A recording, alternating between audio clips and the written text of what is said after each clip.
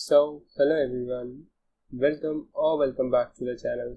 आज हम स्टार्ट करने वाले हैं वीक 2 ऑफ स्टैटिस्टिक्स 2। आज का एजेंडा भी हमारा सिमिलर ही होने वाला है। हम कवर करेंगे theory, examples, last 3 latest PYQs और एज यूजुअल हमारी प्रॉब्लम सॉल्विंग अप्रोच रहती है with something unique without formula. हम इस वीडियो में मिनिमल फार्मूला का यूज़ करेंगे which is also easier to solve. Okay, मैं आपको एक नई अप्रोच दिखाने वाला हूँ आज। और एक्टिविटी लेक्चर सेपरेट आएगा, इसलिए मैंने इस लेक्चर में ज़्यादा एक्टिविटी क्वेश्चन इंक्लूड नहीं करे, इसका लेक्चर सेपरेट लिया जाएगा। ठीक है, स्टार्ट करते हैं with independence of 2 random variable. अभी तक हमने वीक 1 में देखा जॉइंट पीएमएफ, अगर 2 वेरिएबल्स हैं हमारे पास तो उनके बीच में प्रोबेबिलिटी किस तरीके से डिस्ट्रीब्यूट होती है। बट अब हम देखेंगे independence of 2 random variable. Independence का मतलब क्या है कि मेरे पास अगर 2 वेरिएबल है x और y सपोज, तो x के होने या ना होने से y के आउटकम पर कोई भी इफेक्ट नहीं पड़ेगा। सिमिलरली y के होने या ना होने से x के आउटकम पे कोई इफेक्ट नहीं पड़ेगा। सपोज करो कि आपने 2 डाई रोल करे और x है नंबर ऑन फर्स्ट डाई और y है नंबर ऑन सेकेंड डाई। अगर मेरे पास फर्स्ट डाई पे 3 आ जाता है, सपोज मेरी x की वैल्यू 3 हो जाती है, क्या मेरे y पे इससे कोई इफेक्ट पड़ा? क्या मेरे y के आउटकम में कुछ चेंज आया? मेरा y का आउटकम तो पहले भी 1 to 6 हो सकता था जो सेकेंड डाई पे आ सकता था, और अभी भी ये 1 to 6 है। क्या x इक्वल टू 3 आने पर, दैट इज फर्स्ट डाई पे 3 आने पर मेरे y के आउटकम में कोई चेंज आया? बिल्कुल ही नहीं आया। मेरा y पहले भी 1 to 6 ले सकता था, अभी भी 1 to 6 लेता है। फिक्सिंग वैल्यू ऑफ x और taking value of x something will not affect value of y, correct? When value of x does not affect value of y or outcome of x does not affect outcome of y, then they are called independent. जब कोई एक variable के होने या न होने से दूसरे वेरिएबल पे इफेक्ट नहीं पड़ता है तो वो दोनों इंडिपेंडेंट होते हैं। ठीक है, ये है इंडिपेंडेंस की कंडीशन, दैट इज जॉइंट है जो x और y का, दैट इज t1, t2, ये इनके प्रोडक्ट ऑफ मार्जिनल के बराबर होना चाहिए। Marginal of x into marginal of y। पहले मैं इसको डिराइव करता हूँ, फिर हम इससे यूज केस सीखेंगे और इससे क्वेश्चन सॉल्व करेंगे। ठीक है, पहले इसको डिराइव करके दिखाते हैं। फर्स्ट वीक में के सेकेंड लेक्चर में हमने पढ़ा था joint equal to marginal into conditional, और मैंने आपको ये भी बताया था आप जिसका भी मार्जिनल यूज कर रहे हो आपको उसको कंडीशनल ऑफ सेकेंड वन में रखना पड़ेगा, that is that event should have already occurred. अगर आप लेट मी शो यू, अगर आप मार्जिनल ऑफ x यूज कर रहे हो वो इवेंट ऑलरेडी अकर किया होना चाहिए, कंडीशन उस पर ही लगेगी। वेयर एज अगर आप मार्जिनल ऑफ y यूज कर रहे हो वो इवेंट ऑलरेडी अकर्ड होगा, दैट इज इवेंट ऑलरेडी अकर हुआ है और वो कंडीशन में है। ठीक है, बट जब यहाँ पर हमारे दोनों वेरिएबल इंडिपेंडेंट हो जाते हैं, दैट इज x और y जब इंडिपेंडेंट हो जाते हैं तो किसी एक के होने या ना होने से दूसरे पर कोई इफेक्ट नहीं पड़ता। हमारा जो जॉइंट पीएमएफ है f x y t1, t2 is equal to, अगर मैं मार्जिनल ऑफ x ले रहा हूँ f x of t1 into, अब इस x के इवेंट अकर होने या ना होने से y के प्रोबेबिलिटी पे कोई फर्क नहीं पड़ेगा, इसलिए ये ट्रांसफॉर्म हो जाता है into f y of t2। By this way ये हमारा फॉर्मूला इससे इस तरीके से ट्रांसफॉर्म हो जाता है, और यही है हमारी कंडीशन ऑफ इंडिपेंडेंट। अगर हमें 2 वेरिएबल्स को चेक करना है वेदर दे आर इंडिपेंडेंट और नॉट, हम यही कंडीशन को अप्लाई करेंगे। यही फॉर्मूला मैंने यहाँ लिखा है और सर ने भी यही फॉर्मूला स्लाइड में दिखाया है। If you want to check, अगर आपको चेक करना है 2 वेरिएबल्स इंडिपेंडेंट है कि नहीं, तो आपको ये कंडीशन लगाना है। This is the condition for checking whether 2 variables are independent और नॉट। आपको ये कंडीशन लगाना है और चेक करना है वेदर वो दोनों वेरिएबल इंडिपेंडेंट है या नहीं। ठीक है, F x Y t1, t2। ये जो जॉइंट पीएमएफ है, ये देखो ये दोनों के प्रोडक्ट ऑफ मार्जिनल के बराबर है। प्रोडक्ट ऑफ मार्जिनल कैसे? Marginal of x multiplied by marginal of y, सो ये दोनों के प्रोडक्ट ऑफ मार्जिनल के बराबर है। तो यही फॉर्मूला मैंने वर्डिंग्स में इस तरीके से लिखा है।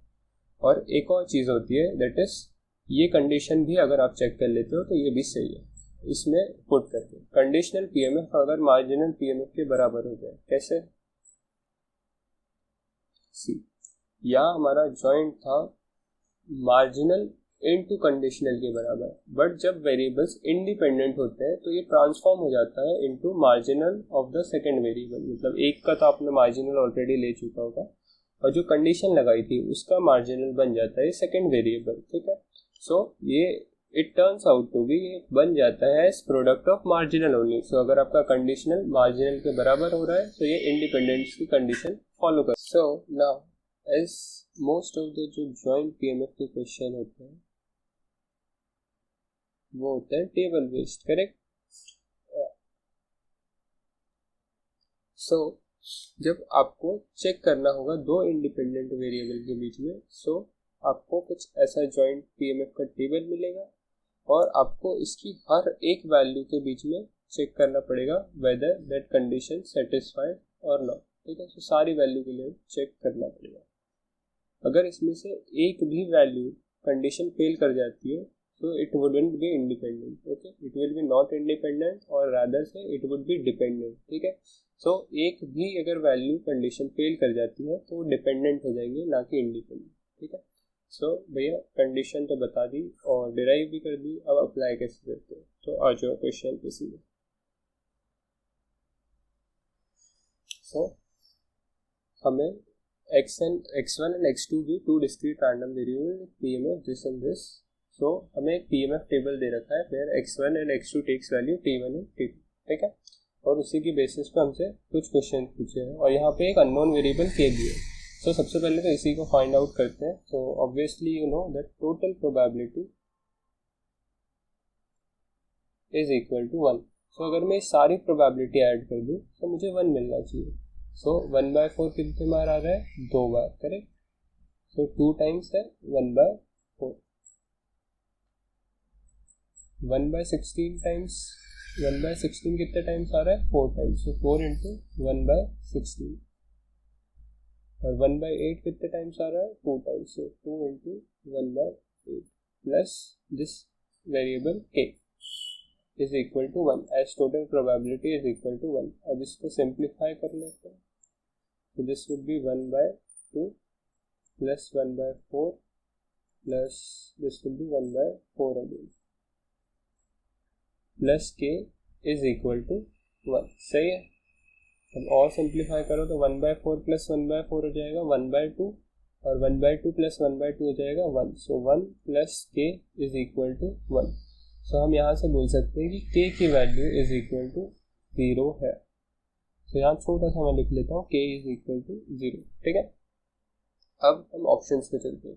फर्स्ट ऑप्शन क्या है? ये वही है, joint equal to product of marginal. So ये हमसे इंडिपेंडेंट की कंडीशन लगवा रहा है, joint equal to product of marginal. So आप फर्स्ट वाला चेक करते हैं और इसे कैसे चेक करना है वो मैं बताता हूँ। सो फर्स्ट ऑप्शन है हमारे पास f x1 x2 of 1, 2 is equal to f x1 of 1 into f x2 of 2।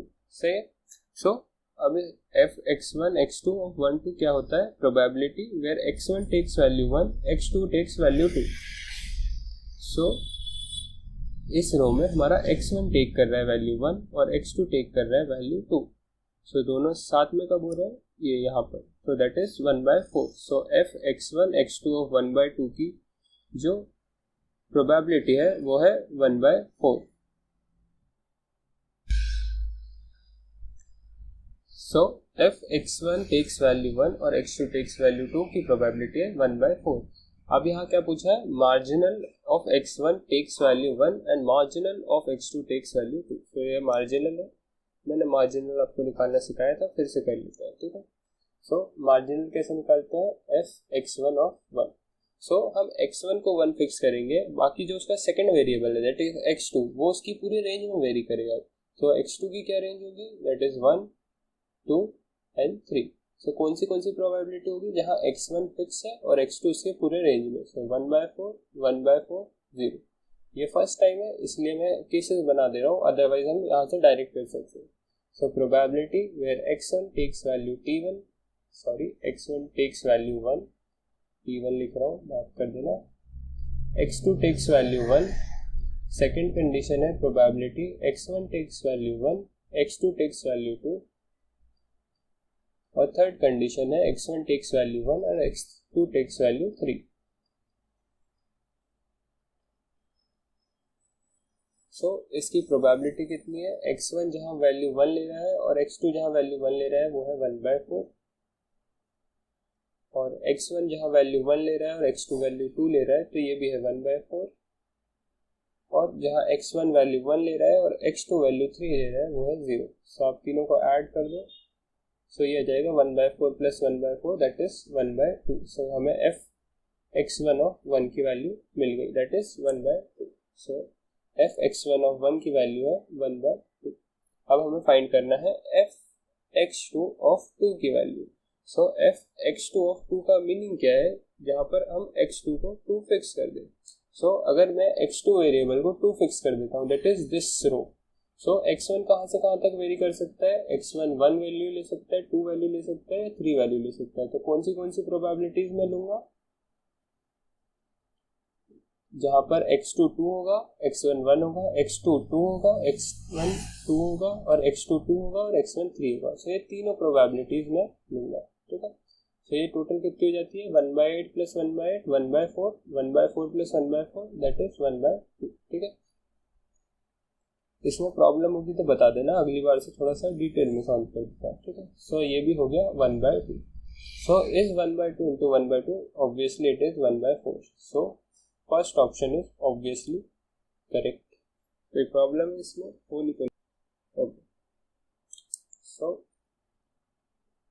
First option correct है. और सेकंड ऑप्शन की तरफ आते हैं. सो सेकंड ऑप्शन में बोल रहा है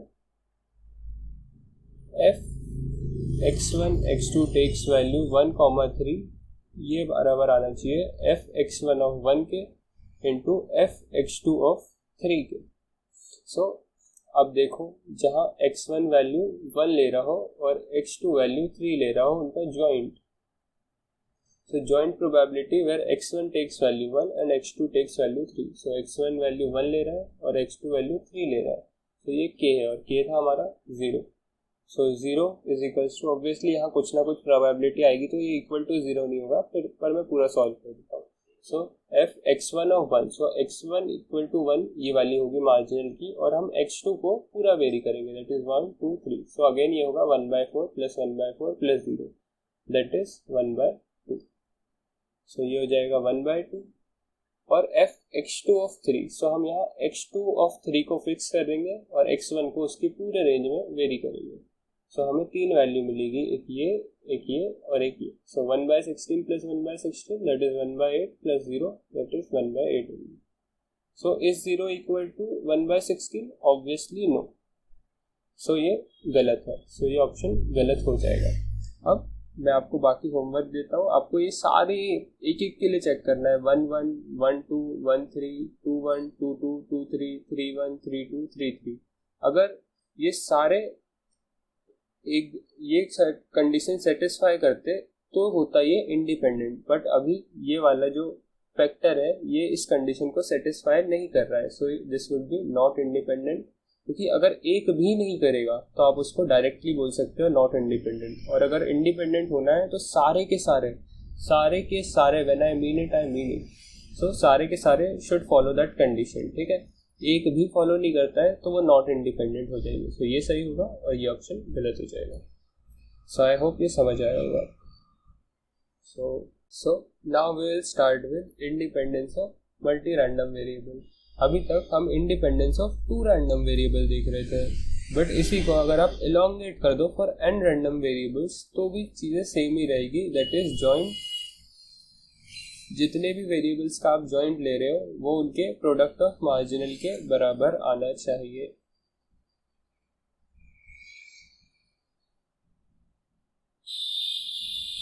सो सपोज अगर आप 3 वेरिएबल का जॉइंट ले रहे हो, सो उनके प्रोडक्ट ऑफ मार्जिनल तीनों के मल्टीप्लिकेशन में होने चाहिए और ये दोनों इक्वल होने चाहिए, तब इंडिपेंडेंस की कंडीशन सेटिस्फाई करेगी। ठीक है, एग्जाम्पल लेते हैं।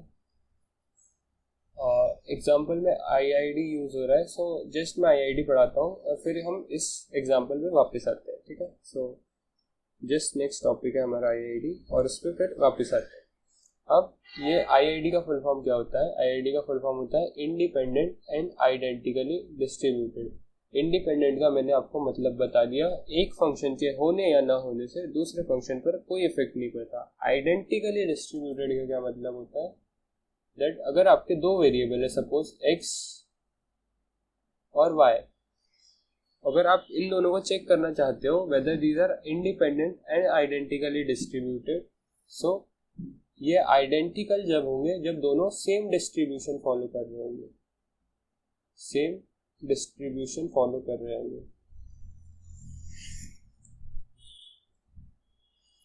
सेम डिस्ट्रीब्यूशन से क्या मतलब है? आइदर दोनों ज्योमेट्रिक फॉलो कर रहे हो, आइदर दोनों बायनॉमियल फॉलो कर रहे हो, आइदर दोनों एक्सपोनेंशियल फॉलो कर रहे हो, आइदर दोनों यूनिफॉर्म फॉलो कर रहे हो, कोई भी डिस्ट्रीब्यूशन इसके अलावा भी ये दोनों फॉलो कर रहे हैं पर दोनों सेम डिस्ट्रीब्यूशन फॉलो करना चाहिए, उसका मतलब होता है आइडेंटिकल। और इंडिपेंडेंट एक दूसरे के होने से दूसरे पे फर्क नहीं पड़ता है, सो वो इसकी का मीनिंग होता है इंडिपेंडेंट। तो जब आप इन दोनों को क्लब कर देते हो तो वो हो जाता है IID, independent and identically distributed. So दो कंडीशन होती है, that is they are independent and their marginal PMFs are identical, मतलब सेम डिस्ट्रीब्यूशन फॉलो कर रहे होंगे।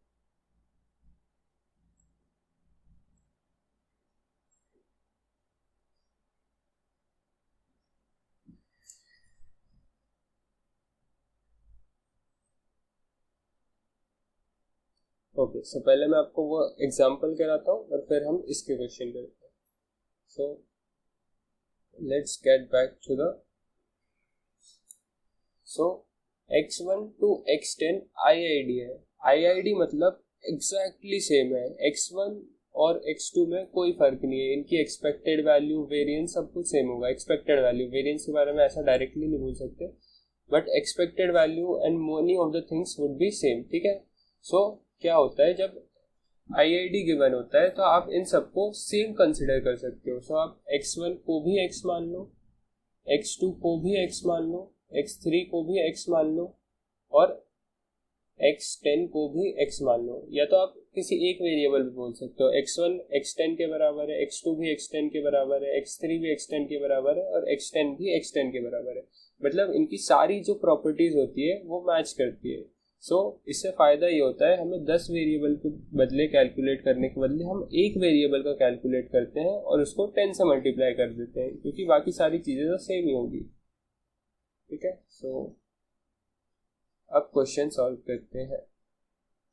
सो these are given IIDs, okay, और ये क्या फॉलो कर रहे हैं? सब के सब ज्योमेट्रिक 1/5। अब मैंने प्रोबेबिलिटी डिस्ट्रीब्यूशन में पढ़ाया था, ज्योमेट्रिक के अंदर दी रहती है probability of success. So probability of success हमें गिवन है 1/5। ठीक है, और हमसे पूछा क्या है क्वेश्चन में? आस्क्ड है x1 greater than 10, x2 greater than 10 till x10 greater than 10। ठीक है, यही हमसे पूछा है। सो हम ये बोल सकते हैं since all these are IIDs, this will be same only। so आप x1 को भी x लिख सकते हो, x2 को भी x लिख सकते हो और x2 भी लिखोगे तो कोई प्रॉब्लम नहीं है, x2 को भी x लिख सकते हो, टिल x10 को भी आप x ही लिख सकते हो। ठीक है, अब हमने पढ़ा था सिंस दीज आर IIDs, सो ये सिर्फ आइडेंटिकल नहीं है, ये इंडिपेंडेंट भी है। सो इंडिपेंडेंट में मैंने आपको पढ़ाया है joint equal to product of marginal. So मैं इसको POM लिख देता हूँ, प्रोडक्ट ऑफ मार्जिनल। सो ये क्या है? ये है joint of 10 variables greater than 10। सो आप अगर ये इंडिपेंडेंट है तो इनके प्रोडक्ट ऑफ मार्जिनल के बराबर लिख सकते हो, सही है। सो मैं इनको सेपरेट आउट कर सकता हूँ। अगर मैं इसको पहले कन्वर्ट करके दिखाऊं, तो अगर ये जॉइंट होता सो x1 से x10 तक आपके वेरिएबल होते यहाँ तक, और ये होता x1 greater than 10, x2 greater than 10 till x10 greater than 10। सो जब भी आपका IID होता है तो आप लगा सकते हो joint equal to product of marginal.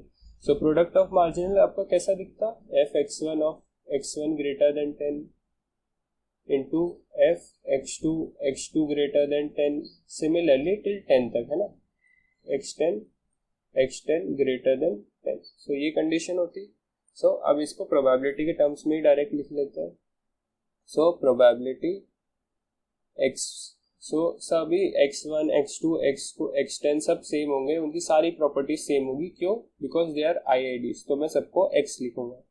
So x greater than 10, अब मैं सेपरेट आउट कर सकता हूँ क्योंकि मैं लिख रहा हूँ product of marginal. So p x2 की जगह x लिख रहा हूँ, फिर से p x3 की जगह x लिख रहा हूँ, टिल p x10 की जगह x लिख रहा हूँ। ठीक है, सो ये कितने बार आ रहा है, 10 टाइम्स आ रहा है। So raised to the power कितना हो जाएगा, 10 हो जाएगा। Probability x raised to the power 10, ये हो जाएगा 10। ठीक है, यहाँ तक समझ आ गया, सही है। सो अब इसके बाद ये फॉलो कर रहे हैं ज्योमेट्रिक 1/5। ठीक है, सो ये फॉलो कर रहे हैं geometric 1/5।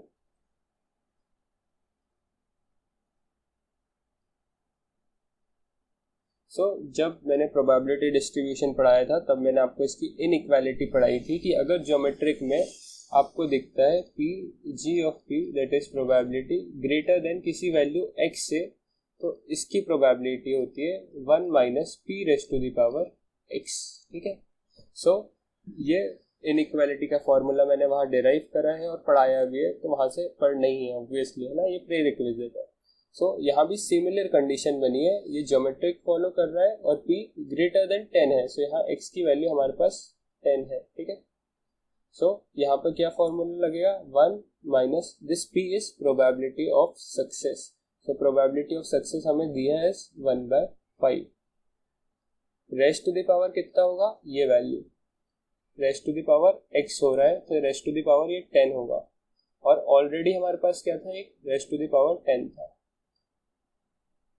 So it will turn to be 4/5 that is 0.8, और जब a raised to the power m bracket n होता है, so a raised to the power m n होता है, so 10 into 10 100 हो जाएगा। ठीक है, कोई प्रॉब्लम हो तो बता देना। ये इनइक्वालिटी ऑब्वियसली मैंने प्री रिक्विजिट में पढ़ा रखी है, सो आपको वहाँ से पढ़ना ही पड़ेगा। ठीक है, ये बात आगे भी हम यूज़ कर रहे हैं। सो एक और बार समझा देता हूँ। सिंस ये x1 से x10 IIDs है, सो इनकी जितनी भी प्रॉपर्टीज होगी वो सब सेम होगी। ठीक है, सो आप x1 को एक वेरिएबल कंसिडर कर लो x, और सबको सेम कंसिडर करो क्योंकि सारी की सारी प्रॉपर्टीज सेम होगी। सो सिर्फ आपको एक के लिए कैलकुलेट करना पड़ेगा, अदरवाइज सबको अलग अलग कैलकुलेट करना पड़ेगा। सो यही फायदा होता है IID का। ठीक है, और IID मतलब इंडिपेंडेंट भी और आइडेंटिकली डिस्ट्रीब्यूटेड भी। तो इंडिपेंडेंट भी है, तो इंडिपेंडेंट में एक क्या फॉर्मूला है, joint equal to product of marginal. ठीक है, सो यहाँ प्रोबेबिलिटी का आपको जॉइंट दिया था, तो आप यहाँ से डायरेक्ट लिख सकते थे प्रोडक्ट ऑफ मार्जिनल। ये सिर्फ मैंने दिखाया है ये 2 लाइन में कि अगर ये जॉइंट लिखा है और ये product of marginal, so joint को आप डायरेक्ट कन्वर्ट कर सकते थे प्रोडक्ट ऑफ मार्जिनल में, और इनको मल्टीप्लाई करोगे, सो ये obviously raise to the power 10 हो जाएगा। और ये ज्योमेट्रिक की मैंने इनइक्वालिटी पढ़ा रखी है, सो वो ज़रूर देख लेना। सो वो फॉर्मूला हम लगाएंगे, सो हमारा ये आंसर आ जाएगा 0.8 रेज़ टू द पावर 100। सो ये वाला सही होगा। ठीक है, कोई प्रॉब्लम हो तो कमेंट में बता देना।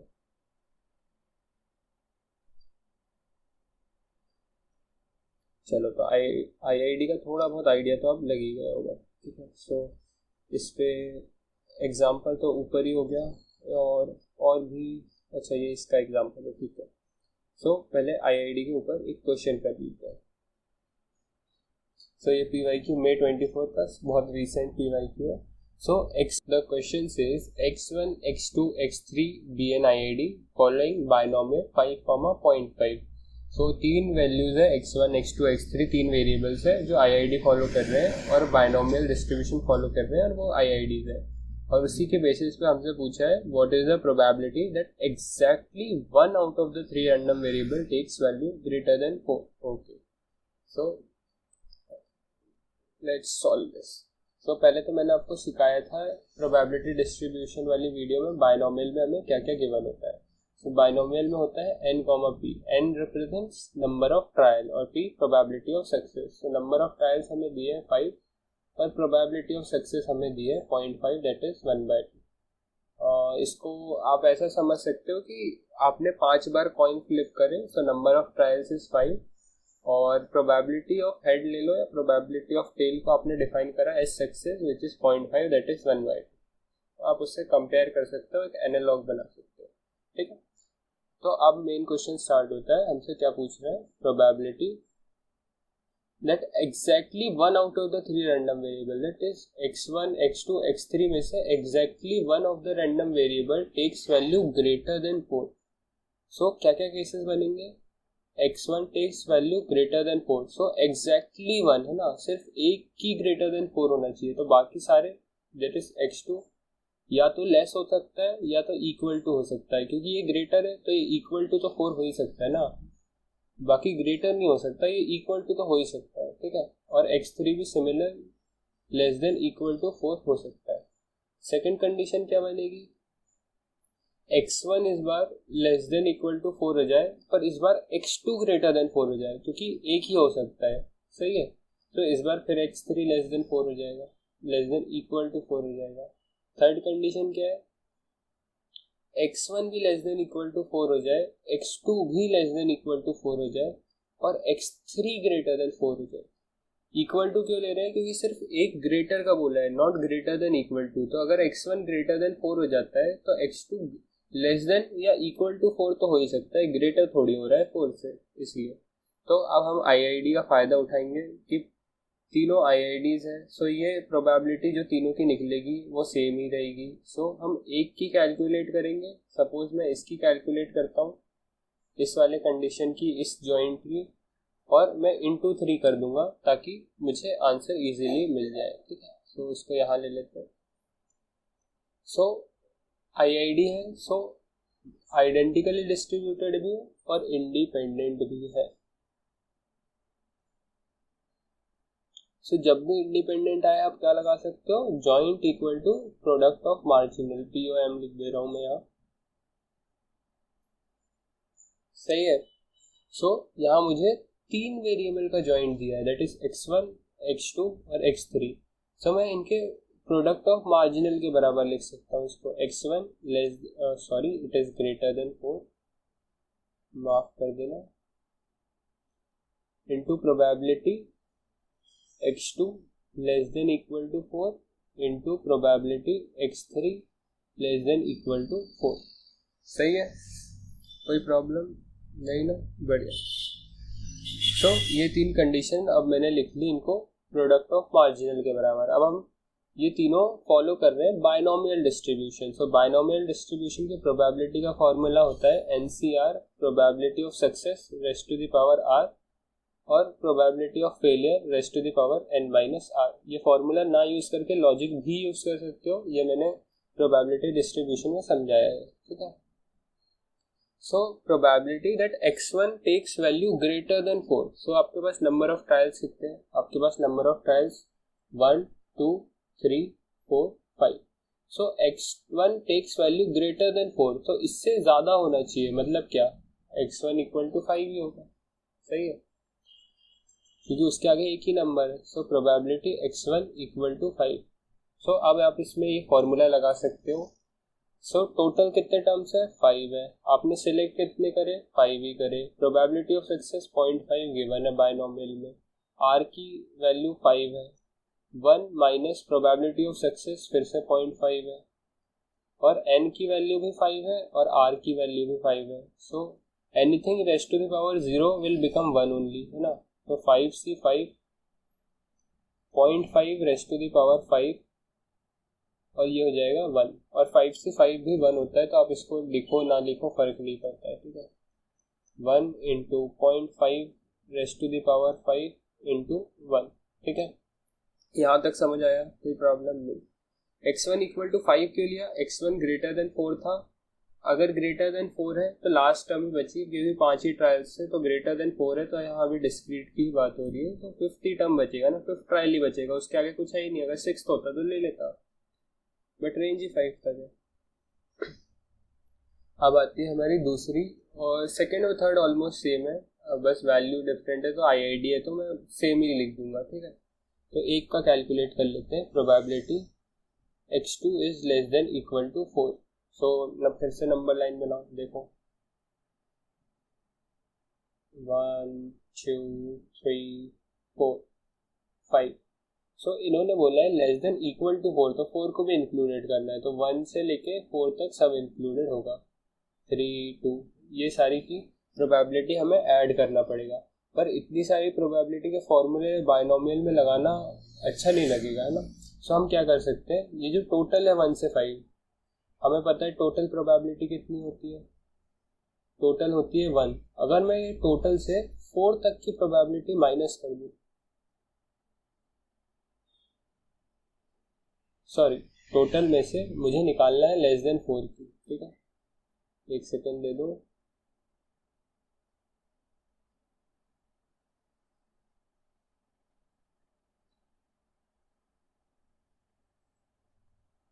सो टोटल में से अगर मैं ये वाली 4 नॉट इंक्लूडेड से 5 तक, अगर ये प्रोबेबिलिटी मैं इससे माइनस कर दूं टोटल से, सो सपोज ये सोचा आप ये माइनस हो गया इतनी जगह, तो आपको ये प्रोबेबिलिटी मिल जाएगी, ऑब्वियसली मिल जाएगी इतनी। भैया समझ में आया, फिर से समझाओ, आओ एक एग्जांपल से देखते हैं। सपोज मैंने एक डाई रोल करा, ठीक है। सो उसके आउटकम्स क्या क्या हो सकते हैं, 1 2 3 4 5 6, और सबकी प्रोबेबिलिटी कितनी होगी, अगेन 1/6, ठीक है। प्रोबेबिलिटी सबकी इक्वली डिस्ट्रीब्यूटेड होगी।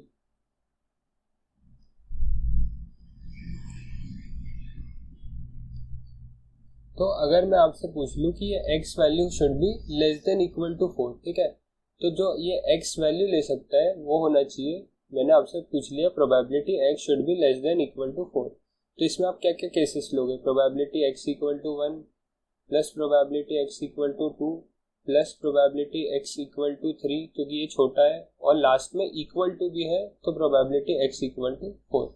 तो या तो आप ये सबकी प्रोबेबिलिटी 1 बाय 1 ऐड कर दो, तो 1 2 3 4 सबकी 1/6 है, तो 4 टाइम्स 1/6। और एक चीज आप क्या कर सकते हो कि मुझे यहाँ से यहाँ तक की प्रोबेबिलिटी चाहिए, ठीक है। तो अगर मैं टोटल में से ये रिमेनिंग वाले की प्रोबेबिलिटी 5 और 6 की माइनस कर दूं, तो क्या मुझे 1 to 4 की प्रोबेबिलिटी मिल जाएगी, ऑब्वियसली मिल जाएगी। देखो टोटल है 1, so 1 minus probability of 5, that is probability x greater than 4, ठीक है। ग्रेटर देन 4 में क्या आता है, इक्वल टू नहीं लिखा है मैंने, ग्रेटर देन इक्वल टू नहीं लिखा है, सिर्फ ग्रेटर देन लिखा है। सो ग्रेटर देन में क्या आता है, 5 आता है और 6 आता है। सो 1 माइनस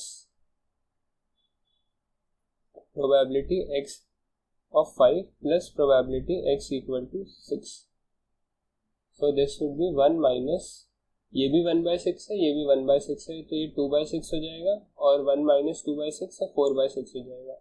सो आपका आंसर यहाँ से भी 4/6 आ रहा है और यहाँ से भी, तो आप इसको या तो ऐसा बोल सकते हो probability x less than equal to 4, तो अब 1 से या स्टार्टिंग पॉइंट से 4 तक गए, या तो आप बोल सकते हो टोटल में से उसके आगे की माइनस कर दी, ग्रेटर देन 4 की माइनस कर दी, तो दोनों का आंसर सेम आता है, ठीक है। तो मुझे ज़्यादा कैलकुलेशन नहीं करना पड़े, इसलिए मैं इसको बोल सकता हूँ अगर x2 less than equal to 4 है तो मैं टोटल में से माइनस कर देता हूँ probability of x greater than 4, ठीक है। मैं इस थोड़ा सा रब कर देता हूँ, ये समझाने के लिए था बस, आई होप समझ आया होगा। सो आई विल रिमूव दिस। अभी भी कोई प्रॉब्लम है तो टाइम स्टैम्प के साथ पूछ लेना, ठीक है।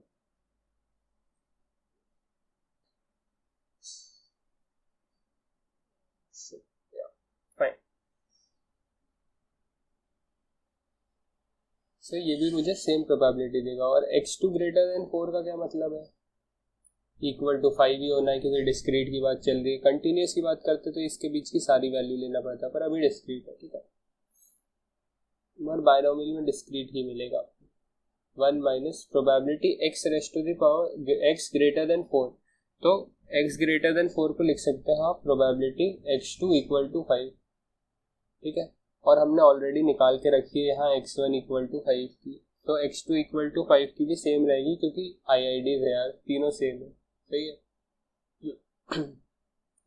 तो मैंने एक बार निकाल लिए, तो इसको ही वापस लिख देता हूँ। 1 minus 0.5 raised to the power 5, ये ब्रैकेट मैंने ऊपर डाले हैं इसलिए डाल देता हूँ, और इसको अब ओपन कर देता हूँ। 1 minus 0.5 raised to the power 5, सही है। Sorry. Similarly x less than 2 की निकाली थी, वैसे ही x लेस देन 3 की मैं बोल सकता हूँ 1 minus probability x3 greater than 4, या तो इसको लिख सकते हो 1 minus probability x3 equal to 5। Again ये 1 के जैसा हो गया, सो अगेन ये सेम आंसर आएगा, तो मैं यहाँ से कॉपी पेस्ट कर दे रहा हूँ। 1 minus 0.5 raised to the power 5 का ब्रैकेट, ठीक है। तो अब हमारे पास इंडिविजुअली इसकी प्रोबेबिलिटी भी निकल गई है, इसकी भी निकल गई है और इसकी भी निकल गई है, तो तीनों के बीच में मल्टीप्लिकेशन है, तो तीनों को हम मल्टीप्लाई कर देते हैं। सो इसकी प्रोबेबिलिटी आई थी 0.5 रेज़ टू द पावर 5, इसकी प्रोबेबिलिटी कितनी है 1 minus 0.5 raised to the power 5, और लास्ट वाले की क्या है probability 1 minus 0.5 raised to the power 5। So last वाले की भी है 1 minus 0.5 raised to the power 5। So मैं क्वेश्चन आपके सामने सॉल्व कर रहा हूँ कि आपको आइडिया लगे, ठीक है, नहीं तो मैं ऑलरेडी सॉल्यूशन लिख के ला सकता था। सो ये हो गया 0.5 रेज़ टू द पावर 5, और ये दोनों सेम है तो रेज़ टू द पावर 2 लिख सकता हूँ। 1 minus 0.5 raised to the power 5 whole square. अब हमारे पास कंडीशन कितनी थी, अच्छा तुम ये याद दिला रहे हो, थैंक यू यार। तो हमारे पास 1, 2 और 3 कंडीशन थी। सिंस IID है तो इसकी कंडीशन की प्रोबेबिलिटी भी सेम होगी और इसकी भी सेम होगी, ठीक है। सो हम 3 टाइम्स कर सकते हैं इसका। सो आंसर है 3 times 0.5 raised to the power 5 और 1 minus 0.5 raised to the power 5 का होल स्क्वायर। सो काफ़ी नीचे आ गए हम 3, तो ये वाला करेक्ट आंसर है, ठीक है। हाँ, ये थोड़ा डिफिकल्ट क्वेश्चन था, इसमें बहुत सारी चीज़ें चेक करिए, बायनोमियल चेक करा है आपका, इंडिपेंडेंट की कंडीशन चेक करिए, IID की कंडीशन चेक करिए, और उसके बाद ये लॉजिक चेक करा है कि आप ये लॉजिक लगा सकते हो, नहीं तो आप यहाँ को आपकी कैलकुलेशन बहुत लेंदी हो जाएगी। अगर आप इसको ऐसे करने जाओगे तो आपको एक कैलकुलेट करना पड़ेगा x equal to 1 plus probability x equal to 2 plus probability x equal to 3 plus probability x equal to 4, क्योंकि लेस देन इक्वल टू है तो इक्वल टू भी आएगा। तो इसमें आप पेपर में बहुत टाइम वेस्ट कर दोगे, इसलिए ऐसा लगाना है, ठीक है, समझ गए, थम्स अप कर देना। सो हाँ, ये हार्ड क्वेश्चन था, बट मेरा काम ये भी है कि आपको हार्ड और इजी दोनों कराऊँ, है ना, तो सपोर्ट करना अगर मैं ऐसे ही हार्ड क्वेश्चन और करना चाहते हो तो, ठीक है, डरना मत ऐसे क्वेश्चन से। सो अब हम थोड़ा आगे बढ़ते हैं। हाँ,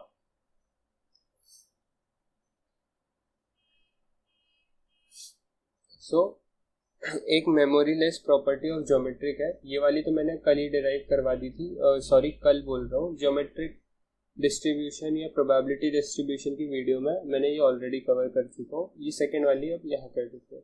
सो जब भी आपको गिवन रहेगा तो आपको ये एज अ फॉर्मूला याद कर लेना है। अगर आपके पास गिवन है प्रोबेबिलिटी, आपसे पूछा है x is greater than m plus n, sorry pen क्यों नहीं वर्क कर रहा, हाँ, x is greater than m plus n, और आपको गिवन है that x is greater than m, तो कुछ इस टाइप का। अगर आपको दिया है x is greater then suppose 10 और गिवन है कि x इज ग्रेटर देन 6, देखो ये कैसे भैया m प्लस n, इसको ऐसे लिख सकते हो x greater then 6 plus 4 given that x is greater then 6, ठीक है। So x greater than m है, x ग्रेटर देन m है और x ग्रेटर देन n है, so x greater than m plus n है। तो ये सेम टू सेम, ठीक है।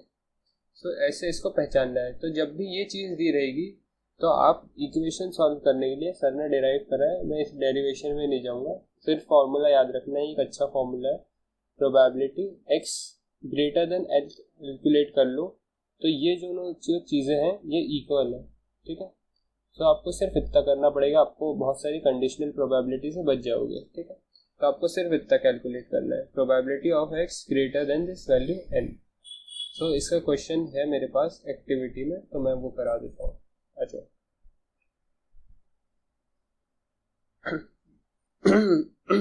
sorry.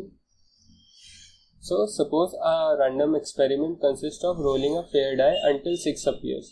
तो हम जब तक डाई रोल करेंगे जब तक 6 ना आ जाए। सपोज फर्स्ट टर्म में आ सकता है, सेकंड में आ सकता है, थर्ड में आ सकता है, किस्मत बहुत खराब रही तो आएगा ही नहीं, ठीक है। X denotes the number of times the die is rolled. Number of times the die is rolled.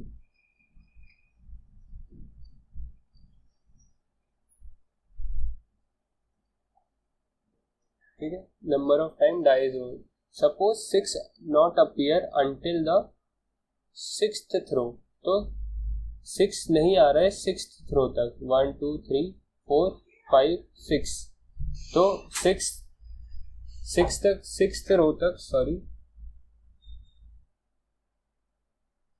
So how many row, 1 2 3 4 5 6, okay. So ये बोल रहा है 6 does not appear until the 6th throw. तो पहले 6th थ्रो में 6 appear नहीं करा, 6th hasn't appeared, does not appear until the 6th throw. तो पहले 6 थ्रोज में हमारा 6 अपीयर ही नहीं करा है। सो मैंने आपको कंडीशनल में क्या बताया था, जब probability of a by b given हो तो ये b का मतलब होता है this event has already occurred, has already occurred, ठीक है। तो ये इवेंट ऑलरेडी हो चुका होता है। तो हमसे उसी टाइप के प्रोबेबिलिटी पूछ रहा है दैट x क्या रिप्रेजेंट कर रहा है, number of times dice rolled. So जो फर्स्ट 6 डाइज थी उसमें हमारा 6 अपीयर नहीं कर रहा है, ठीक है। और ये बोल रहा है कि find the probability that 6 will appear after the 8th throw of the die.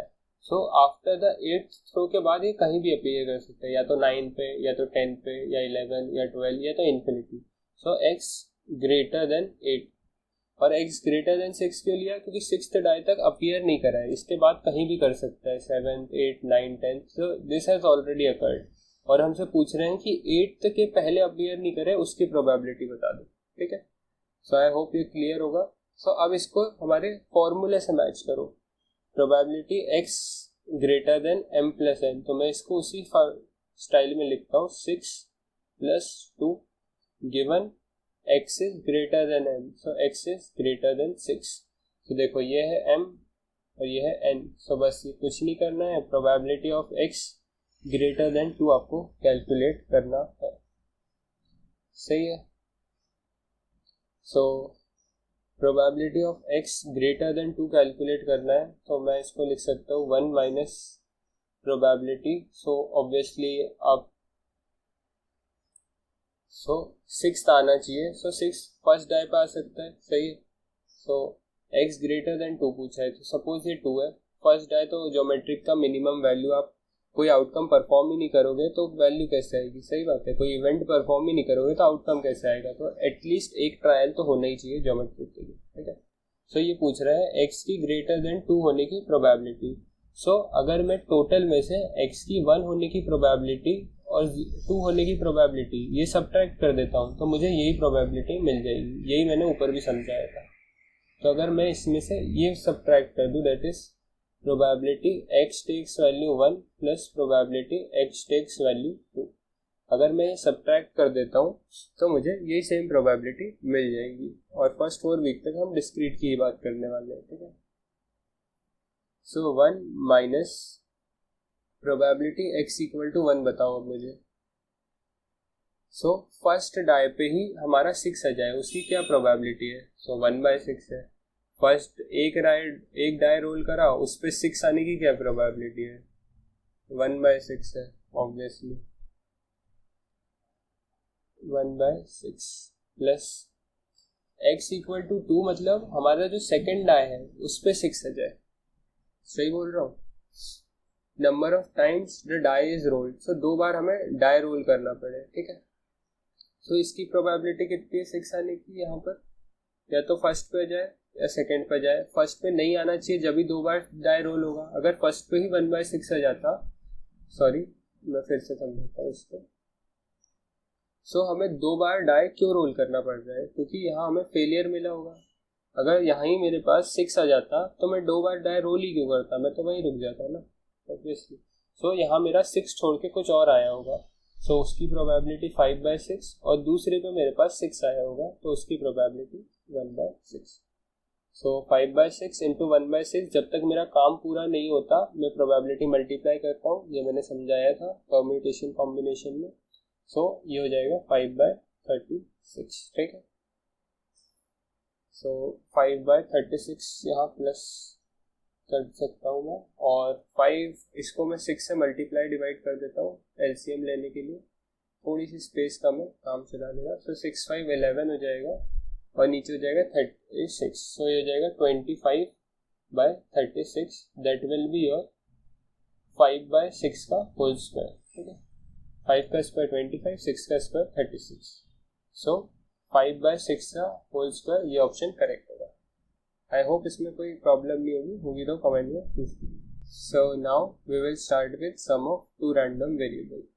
सो हम 2 रैंडम वेरिएबल होंगे हमारे पास, सपोज x एंड y, और दोनों को सब कर रहे होंगे। सो x प्लस y हो रहा है और उसको ही हम z बोल रहे हैं। तो अगर आपसे ये प्रोबेबिलिटी ऑफ z पूछ ली जाए तो आप क्या लिखोगे? Probability of x plus y, क्योंकि z है x प्लस वाई के बराबर। तो या तो आपको x गिवन होगा या y गिवन होगा, या कभी कभी दोनों भी गिवन होंगे। तो आप लिख सकते हो probability where x takes value x, और सपोज अगर तुम्हें y गिवन नहीं है तो y आप कैसे निकाल सकते हो? ये z में से x माइनस कर दो, तो z माइनस x, और इसको जॉइंट फिर निकाल सकते हो आप, ठीक है। इसका जॉइंट बोल सकते हो और इसका जॉइंट निकाल सकते हो। और अगर ये इंडिपेंडेंट रहे तो इनको लिख सकते हो product of marginal, but obviously ऐसे समझ नहीं आता है, हम तो क्वेश्चन से समझेंगे। तो आ जाओ। सो डायरेक्ट PYQ करेंगे, बहुत ही ईजी होता है, जो सम ऑफ रैंडम वेरिएबल। तो आ जाओ। तो यहाँ क्या लिखा है? x एंड y भी IID है ना, तो IID है तो सबसे पहले तो एक चीज़ ये याद रख लो कि joint equal to product of marginal, अगर कभी नीड हो तो लगा सकते हो, ठीक है, क्योंकि दे आर IIDs। सो क्या फॉलो कर रहे हैं वो? यूनिफॉर्म -1 0 1, और ये मैंने ब्रैकेट बता दिए हैं, ये डिस्क्रीट का ब्रैकेट है। तो x क्या वैल्यू ले सकता है? x वैल्यू ले सकता है -1 या 0 या 1, और सिमिलरली y क्या वैल्यू ले सकता है? -1 0 और 1, ठीक है। ये वैल्यूज x और y ले सकते हैं। और z हमने डिफाइन करा है sum of x and y plus उसका मॉड भी ले लिया है, ठीक है। तो मॉड ले लिया है तो वो भी लगाना है। चलो, तो हमसे पूछा है क्वेश्चन में हमें PMF ऑफ z कैलकुलेट करना है, तो प्रोबेबिलिटी मास फंक्शन इस वैल्यू z का कैलकुलेट करना है कि z कैसे डिस्ट्रीब्यूटेड है, उसकी प्रोबेबिलिटी कैसे डिस्ट्रीब्यूटेड है। तो x की जब वैल्यू, सो हमें केसेस बनाने पड़ेंगे। x की वैल्यू जब -1 है तो y क्या क्या वैल्यू ले सकता है? y वैल्यू ले सकता है -1, y वैल्यू ले सकता है 0, और y वैल्यू ले सकता है 1। सही है, ये 3 केस हो गए। मैं थोड़ा सा इसका ऐसा कर देता हूँ। अब जब x वैल्यू 0 लेगा तो फिर अगेन -1 वैल्यू ले सकता है y, या तो 0 ले सकता है या 1 ले सकता है। तो जब x 0 होगा तो ये 3 केस वैल्यू ले, और जब x वैल्यू 1 लेगा, 1 1 और 1, सो अगेन y वैल्यू ले सकता है -1 0 और 1। सही है, तो इतने केसेस बनेंगे, 9 केसेस। आप और कोई ट्राई कर सकते हो, बट 3x3 होगा और 9 एलिमेंट्स आएंगे, ठीक है। सो अब हमसे पूछा है z equal to mod of x plus y. So पहले x और y को ऐड करो, सो -1 2 हो जाएगा, और जब उस पर मॉड लगेगा तो मॉड ऑफ -2 होएगा 2, ठीक है। सो -1 प्लस 0 होएगा -1, और मॉड ऑफ -1, सो जो भी मॉड के अंदर होता है वो प्लस हो जाता है, ठीक है। कैसे होता है वो कभी और समझाऊंगा, बाकी प्लस हो जाती है अंदर वाली, अगर नेगेटिव वैल्यू रहे तो भी और पॉजिटिव वैल्यू रहे तो भी। सो ये हो जाएगा 1। अब -1 + 1 0 हो जाएगा, तो mod 0 तो 0 ही होगा। 0 - 1 -1, तो -1 का mod हो जाएगा 1, ठीक है। 0 + 0 तो mod of 0 हो जाएगा 0 ओनली। 0 + 1 सो mod of 1 हो जाएगा 1। -1 और +1 को जब ऐड करोगे तो ये 0 हो जाएगा और mod of 0 0 ही होगा। 1 + 0 होगा 1 और mod of 1 1 ही होगा। 1 + 1 2 हो जाएगा और mod of 2 भी 2 होगा, ठीक है। सो ये तो पॉसिबिलिटी निकल गई कि z की वैल्यू क्या क्या होगी। सो पहले तो मुझे z की रेंज बताओ, तो z किस रेंज में वैल्यू ले सकता है। तो या तो z की वैल्यू 2 हो सकती है, या तो z की वैल्यू 1 हो सकती है, या तो z की वैल्यू 0 हो सकती है। इसके अलावा कोई पॉसिबिलिटी 3 4 कहीं दिख रहा है? नहीं। सो 0 1 2 इसमें भी है, 0 1 2 इसमें भी है, 0 1 2 इसमें भी है, तो हम यहाँ से ऑप्शन एलिमिनेट नहीं कर सकते, ठीक है। तो अब हम उनकी प्रोबेबिलिटी कैलकुलेट ही कर लेते हैं। सो देखो प्रोबेबिलिटी कितनी है इसकी, माइनस, सिंस ये यूनिफॉर्म है तो मैंने आपको बताया था यूनिफॉर्म की प्रोबेबिलिटी या तो इक्वली डिस्ट्रीब्यूटेड बोल सकते हो, या तो 1/, total number of terms.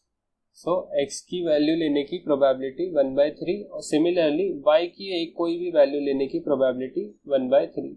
So x की प्रोबेबिलिटी यहाँ लेने की -1 इज 1/3, और उसके साथ ही हमने y की भी वैल्यू ली है, z के लिए हमने x के साथ y की भी वैल्यू ली है, तो उसी सेम टाइम पे y की वैल्यू लेने की भी प्रोबेबिलिटी होगी 1/3। और दोनों मल्टीप्लाई क्यों होंगे, क्योंकि अभी हमारा काम पूरा नहीं हुआ है, अभी हमारा z बना नहीं है। So total is 1/9। और सिंस ये यूनिफॉर्म है तो यहाँ से भी आप बोल सकते हो कि 9 केसेस है, सो each of them will be equally divided, so each of their probability would be 1/9। तो आप इससे बोलो या इससे बोलो, दोनों सही है, ठीक है। सो 0 कितने बार आया है वो देख लो, 1 2 और 3, तो 3 टाइम्स 0 आया है, तो ये हो जाएगा 3 टाइम्स, और each of their probability is 1/9। तो 3 से इसको कैंसिल करोगे तो ये हो जाएगा 1/3। सो प्रोबेबिलिटी ऑफ 0 कहाँ कहाँ 1/3 है, इसमें 1/3 है, इसमें 1/3 है, इसमें नहीं है, कैंसिल कर दो। अगले 1 पे चलते हैं, ठीक है। तो 1 कितने बार आया है यहाँ, 1 2 3 and 4, so 4 times into 1/9 each, so ये जाएगा 4/9। सो चेक कर लो, सो इसमें 1/3 है, इसमें 4/9 है, तो ये सही, ठीक है, और ये गलत। आई होप ये आपको समझ आया होगा, ठीक है। तो सम में ऐसा ही है, आपको केसेस बनाने हैं और फिर सॉल्व करना है। आई थिंक मेरे पास और क्वेश्चन है, तो आपको कभी भी ये फॉर्मूला याद नहीं करना है। हाँ, ये फॉर्मूले का कोई यूज नहीं है, ऐसे ही हम मैक्सिमम मिनिमम में भी देखेंगे, ये फॉर्मूले सिर्फ दिए हैं, इनका कोई यूज नहीं है। आपको सिर्फ केसेस बनाना है और इससे ही आपको क्वेश्चन सॉल्व करना है। चलो, तो थोड़ी सी जगह पिछले वाले क्वेश्चन ने हमारी ले ली, और that's fine. So I hope question visible है। So a fair 6-sided die is marked 1 on 1 face, तो 1 है एक फेस पे, ठीक है, 1 फेस पे। 2 on 2 of its face, तो जो नंबर 2 है वो 2 of its face पे, so 2 फेसेस पे नंबर 2 है। And 3 on the remaining 3, so बाकी जो 3 बचे फेसेस है उस पे 3 नंबर है, 3 of its faces। On 3 of its faces लिखना था, ऑफ लिख दिया, इसको ऑन कर लो। 2 ऑन, सॉरी 3 ऑफ ही चलेगा, ऑन 3 फेसेस लिख सकते थे, इंग्लिश 2 ऑफ इट्स फेसेस, ठीक है। The die is thrown twice, तो डाई कितने बार थ्रो करा है, डाई को 2 बार थ्रो करा है, तो वर्क डन कब होगा, जब ये दोनों डाई थ्रो हो जाएगी, ठीक है। Let a random variable x denotes the number obtained on the first throw, so x denote कर रहा है number obtained on first throw। so मैं आपके साथ ही सॉल्व कर रहा हूँ, मैंने कभी भी पहले से सॉल्व नहीं करे कि आपको आइडिया लगे कैसे सॉल्व करते हैं। Number obtained on first throw, इसलिए मैं एक एक चीज कवर करके लिखते जाता हूँ। फर्स्ट थ्रो, ठीक है। y denote the number obtained on second throw, तो नंबर ऑन सेकेंड थ्रो।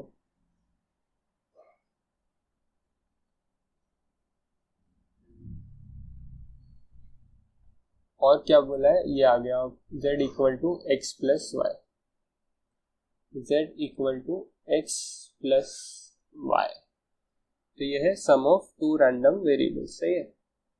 तो सबसे पहले 1 मार्क्स के क्वेश्चन में इसने हमसे पूछ ली है रेंज क्या होगी z की, तो z है x प्लस वाई, ठीक है। So x is number obtained on first throw. So एक पहले तो टेबल बना लेते हैं, रुक जाओ, तो ताकि बहुत ज़्यादा क्लैरिटी मिले। बाकी बिना टेबल के भी डायरेक्ट आप बोल सकते हो कि x वैल्यू या तो मिनिमम कितनी ले सकता है, मिनिमम x की वैल्यू हो सकती है 1 और मिनिमम y की भी वैल्यू हो सकती है 1, क्योंकि ये लीस्ट नंबर है। तो अगर दोनों में 1 1 आ जाए तो ये मिनिमम हो जाएगा, ठीक है। तो मिनिमम वैल्यू कितनी होगी 2, और मैक्सिमम कितनी हो सकती है, मैक्सिमम हो सकती है x भी 3 हो जाए और y भी 3 हो जाए। सो मैक्सिमम 6 हो सकती है। सो 2 से 6 तक ये एकमात्र ऑप्शन है, तो ऐसे डायरेक्ट भी टिक कर सकते हो, ठीक है। बट मैं आपको टेबल बनाता हूँ, मुझे क्लैरिटी देने का काम करना है आपको, तो इसलिए, अदरवाइज ऐसी कोई नीड नहीं है। हाँ, आ जाए।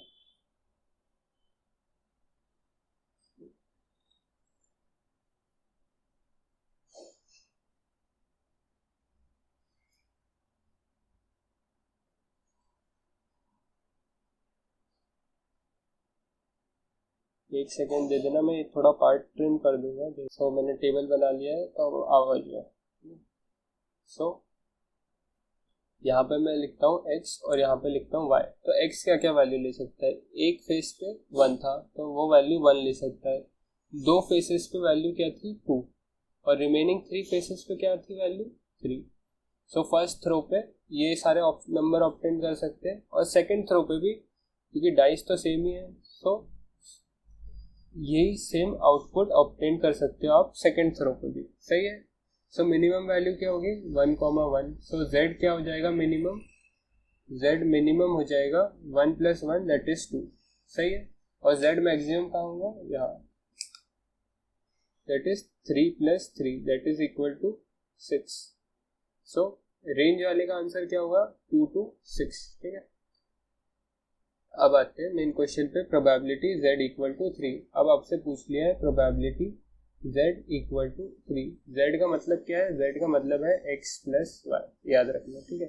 सो अब हमें सारे वो ऑप्शंस लेने पड़ेंगे जहां x + y की वैल्यू = 3 हो रही है।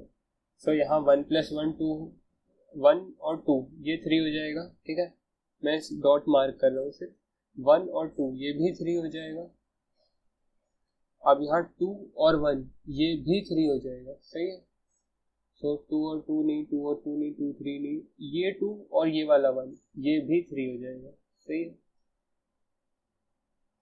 और 2 2 नहीं नहीं नहीं, ये भी नहीं, 3 में तो कुछ आ ही नहीं सकता। ओके, सो हमारे पास 4 केसेस बने, मैं आपको दिखाता हूँ कौन से।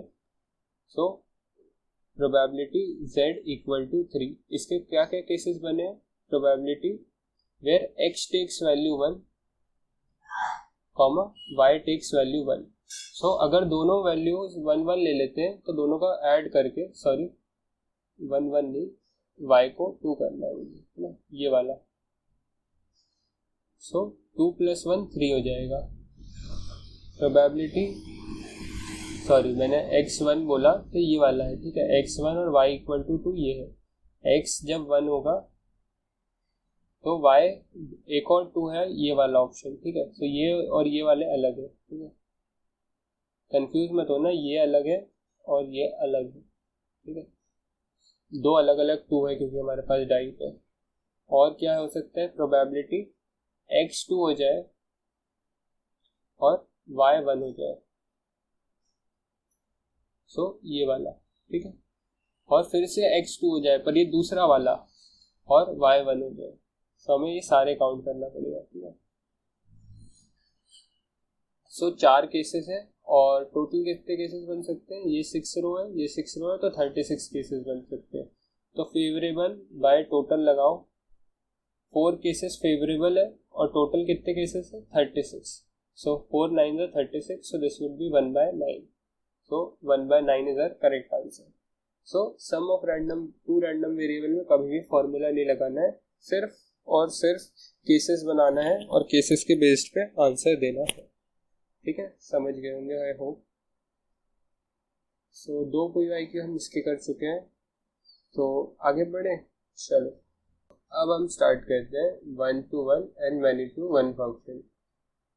It is one of the least important topic, इससे आज तक कोई भी क्वेश्चन नहीं आया है और होपफुली आगे भी नहीं आएगा।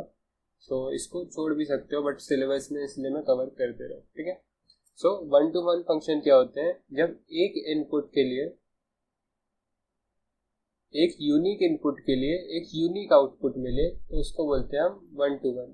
एक ए यूनिक इनपुट है, उसके लिए सी ही आउटपुट मिल रहा है मुझे, तो वो एक यूनिक आउटपुट है। वैसे ही बी एक यूनिक इनपुट है, उसके लिए बी एक यूनिक आउटपुट मिल रहा है। रुक जाओ समझाता हूँ, टेंशन मत लो। सपोज मैं कुछ एक यहाँ इनपुट ले रहा हूँ, ठीक है, एक्स बोलता हूँ मैं इसको, और मैं यहाँ से कुछ इनपुट ले रहा हूँ। ये पास ऑन होंगे एक मशीन में जिसको बोलते हैं हम फंक्शन, ठीक है, और ये फिर मुझे कुछ आउटपुट देंगे। सपोज मैं x की वैल्यू लेता हूँ 1, 2, 3, सो ये सारे यूनिक इनपुट है, सही बात है। अब मैं कुछ फंक्शन डिफाइन कर दे रहा हूँ कि जब इससे पास हो ये सारे इनपुट तो ये x स्क्वायर हो जाए। तो अभी ये x है तो ये x स्क्वायर हो जाए, तो 1 क्या हो जाएगा, 1 तो 1 ही रहेगा, 1 स्क्वायर। 2 क्या हो जाएगा, 2 स्क्वायर हो जाएगा, 4। 3 क्या हो जाएगा, 3 स्क्वायर हो जाएगा, 9। अब मैं ये फंक्शन की बीच में से वैल्यू हटा दूंगा और इनको एक दूसरे से मैच कर दूंगा, 1-to-1, 2-to-4, 3-to-9। तो जब एक यूनिक इनपुट के लिए आपको यूनिक आउटपुट मिले उसी को बोलते हैं हम 1-to-1 फंक्शन, ठीक है। और many-to-1 क्या होता है, many-to-1 जब होता है जब बहुत सारे इनपुट के लिए एक यूनिक आउटपुट मिले। जैसे एक इनपुट ए है, एक इनपुट बी है, एक इनपुट सी है, पर इन सब के लिए मुझे एक ही आउटपुट मिल रहा है, दैट इज डी, ठीक है। अब इससे समझते हैं एग्जांपल से। यहाँ x की वैल्यू यूनिफॉर्म है, तो x की यूनिफॉर्म वैल्यू है, तो हम x लिख रहे हैं 0 से 10। So each of their probability would be 1 by total number of terms, या इक्वली डिवाइडेड होगी तो 1 बाय 11, सही है। सो 1 बाय 11 प्रोबेबिलिटी डिस्ट्रीब्यूटेड है। 1 से होती तो 1 बाय 10 होती, 0 से इसलिए 11 नंबर है, ये आप काउंट कर सकते हो, तो 1 बाय 11। अब y को डिफाइन करा है आपने एज x माइनस 5, सो 0 minus 5 minus 5, 1 minus 4 minus 4, sorry 1 minus 5 minus 4, 2 minus 5 minus 3। तो आपको एक 0 के लिए यूनिक इनपुट के लिए यूनिक आउटपुट मिल रहा है। यहाँ देखते जाओ, 1 के लिए -4, 2 के लिए -3, 3 के लिए -2, 4 के लिए -1। ऐसा कहीं भी नहीं हो रहा कि आपको एक से ज़्यादा इनपुट के लिए एक ही आउटपुट मिल रहा हो। आपको हर यूनिक इनपुट के लिए हर बार यूनिक आउटपुट मिल रहा है, तो आप इसको बोल सकते हो ये एक है 1-to-1 फंक्शन। हर यूनिक इनपुट के लिए आपको एक यूनिक आउटपुट मिल रहा है। बट अगर मैं इसी y को अब बोल दूं कि ये होना चाहिए मॉड ऑफ x माइनस 5, ठीक है, अगर मैं इसको ऐसा डिफाइन कर दूं तो मॉड ऑफ ये -5 कितना हो जाएगा, 5, मॉड ऑफ 4 कितना हो जाएगा, 4, मॉड ऑफ 3, 3, 2, 1, 0, और ये मॉड ऑफ 1, 1 होगा, ये 2 होगा, 3 होगा, 4 होगा, 5 होगा। बट अब देखो, जो वैल्यूज आपको 0 पे मिल रही है और जो वैल्यू आपको 10 पे मिल रही है वो तो 5 ही है ना। यहाँ भी आपको 5 मिल रहा है, तो यहाँ भी आपको 5 मिल रहा है, तो ये कुछ इसके तरीके से नहीं है ये many-to-1 के। इसको ऐसा देखो, अगर x है और मैं 1 और 0 और 10 को साथ में लिया हूँ, ठीक है, सो ये दोनों एक ही आउटपुट पे जा रहे हैं, दैट इज 5, करेक्ट। सो आपको एक से ज्यादा इनपुट के लिए एक ही आउटपुट मिल रहा है। सिमिलरली आप 1 और 9 को देखो, आपको इनपुट क्या क्या है, 1 है और 9 है, जो कि दोनों अलग है, पर आउटपुट दोनों में क्या निकल रहा है, 4 निकल रहा है। सो यहाँ मैनी इनपुट है और 1 आउटपुट है, तो ये वाला होगा many-to-1।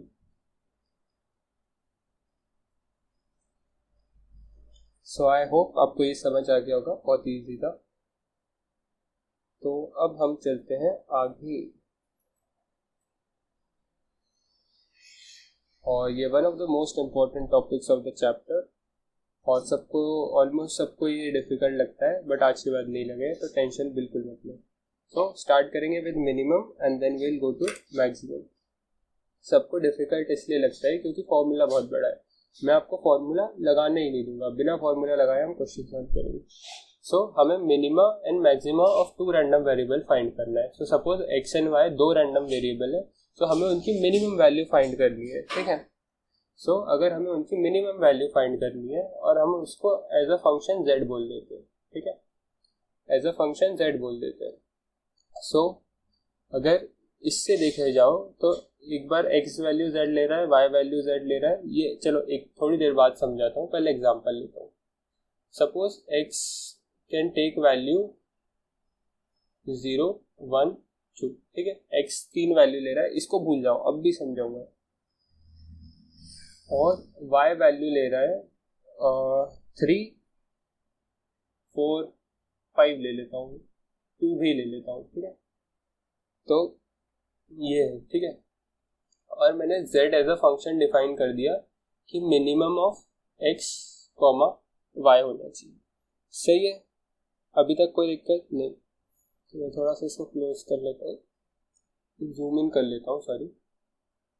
सो अब आपको इसमें से मिनिमम फाइंड करना है. सपोज मैं आपको कंडीशन दे रहा हूँ, मिनिमम x को मैं अगर 0 रखता हूँ तो आप इसके साथ कोई भी y रख लो, आप इसके साथ 2 रख लो. आप मिनिमम के अगर x को मैं 0 फिक्स करता हूँ तो इसके साथ कोई भी y रख लो, 3 रख लो. मिनिमम ऑफ 0 के साथ 4 रख लो या 5 रख लो. ठीक है. सो इन दोनों में से छोटा कौन है? 0 ही छोटा है, तो इसका आंसर आएगा 0. इन दोनों में से छोटा कौन सा है? 0 ही छोटा है, तो आंसर आएगा 0. इन दोनों में से छोटा कौन है? 0. और इन दोनों में से छोटा कौन है? 0. ठीक है, तो जो छोटा होगा वही आपको आंसर देगा. तो आप पहले ये समझाता हूँ और फिर दिखाता हूँ कि इसके क्वेश्चन कैसे सॉल्व करना है. क्वेश्चन में फॉर्मूला लगाएंगे ही नहीं, तो टेंशन बिल्कुल मत लेना. इसका मतलब क्या है, जब आपको मिनिमम निकालना होता है z equal to minimum of x comma y. So इसके 3 केसेस बनते हैं. सो आओ दिखाता हूँ. केस नंबर 1 क्या हो सकता है कि आपकी x और y बराबर हो जाए. भैया अगर दोनों ही 1 इक्वल टू 1 हो गए और मेरे पास 2 ही वैल्यू है, तो मिनिमम ऑफ 1 कॉमा 1 तो सेम ही हो गया ना. x भी बराबर है, 1 भी, y भी बराबर है, तो आप दोनों में से कोई का भी 1 ले लो. तो एक केस तो ये हो गया कि दोनों बराबर हो गए. दूसरा केस क्या हो गया कि जो x है मेरा वो y से बड़ा हो. ठीक है, तो अगर मैं ये चाहूँ कि सॉरी छोटा, अभी मिनिमम की बात कर रहे हैं ना, तो अभी के लिए इसको छोटा कर देते. ठीक है, तो अगर केस 2 मैं बोलता हूँ कि x छोटा होना चाहिए y से, तो क्या होगा कि अगर मैं x की वैल्यू 0 लेता हूँ, जैसे कि मैंने यहाँ ली है, तो वो मैं उसके साथ कोई भी वैल्यू ऑफ y ले लूँ. अगर मैं x को एज 0 फिक्स करता हूँ तो यहाँ से मैं कोई भी वैल्यू ऑफ y ले लूँ, तो मेरा x हमेशा मिनिमम आएगा, x छोटा आएगा. सही बात है. सो वही यहाँ डिफाइन करा है दैट अगर आप x की वैल्यू z को बराबर फिक्स कर देते हो, x की वैल्यू जैसे मैंने 0 फिक्स करी है, सो अगर मैं x की वैल्यू यहाँ 0 फिक्स कर देता हूँ, अगर मैं यहाँ x की वैल्यू 0 फिक्स कर देता हूँ, तो जितनी भी मेरी y की वैल्यू आना चाहिए वो सारी इस 0 से बड़ी होना चाहिए. y की जितनी भी वैल्यू रेंजेस में अवेलेबल है वो इस 0 से बड़ा होना चाहिए, तभी मुझे मिनिमम या x मिलेगा. तो मेरी y की सारी वैल्यूज 3 4 5 2 इस 0 से बड़ी है. और अगर मैं चाहूँ कि थर्ड केस बनाना चाहूँ कि एक सेकेंड, मैं अगर केस 3 बनाना चाहूँ जहाँ y छोटा होना चाहिए x से, मैं x को y को फिक्स कर दूंगा. सपोज मैंने y को एज 1 फिक्स करा. ठीक है, मुझे उन सारी वैल्यूज चाहिए x की जो 1 से बड़ी हो, तो मुझे x की वैल्यू वो वाली चाहिए जो 1 से बड़ी हो. तो 1 से बड़ी कौन सी वैल्यू थी x में? x में वो वैल्यू थी 2. ठीक है, तो x कौन सी वैल्यू लेगा? जो 1 से बड़ी है. ठीक है, वही यहाँ लिखा है, या तो दोनों सेम हो, x की वैल्यू भी z हो और y की वैल्यू भी z हो, मतलब दोनों इक्वल है. तो ये केस नंबर 1 था. या तो x को फिक्स कर दो, और अगर x को फिक्स कर दिया तो y उससे हमेशा बड़ा होगा, तो t2 is greater then z. और अगर z को y को मिनिमम बनाना है तो y को फिक्स कर दो, और जो x की वैल्यू है वो उस फिक्स्ड वैल्यू से बड़ी होनी चाहिए. बट इससे क्वेश्चन सॉल्व नहीं होगा, क्वेश्चन सॉल्व करना मैं सिखाऊंगा, तो टेंशन मत लो, ये फॉर्मूला हमें लगाना नहीं है। मैक्सिमम में मैं और बता देता हूँ पहले, और फिर क्वेश्चन एक साथ सॉल्व करते हैं, ठीक है। वहाँ मिनिमम चल रहा था, यहाँ मैक्सिमम चलेगा, और कोई फर्क नहीं होगा। केस 1 क्या बनेगा, दोनों बराबर हो जाए, अगर x बराबर y हो जाता है, ठीक है, तो आप maximum of x, y, suppose दोनों 5 कंसिडर कर लेते हैं, ठीक है, x भी 5 है और y भी 5 है, तो आंसर तो 5 ही आना है मैक्सिमम, सही बात है ना। केस 2 क्या होगा,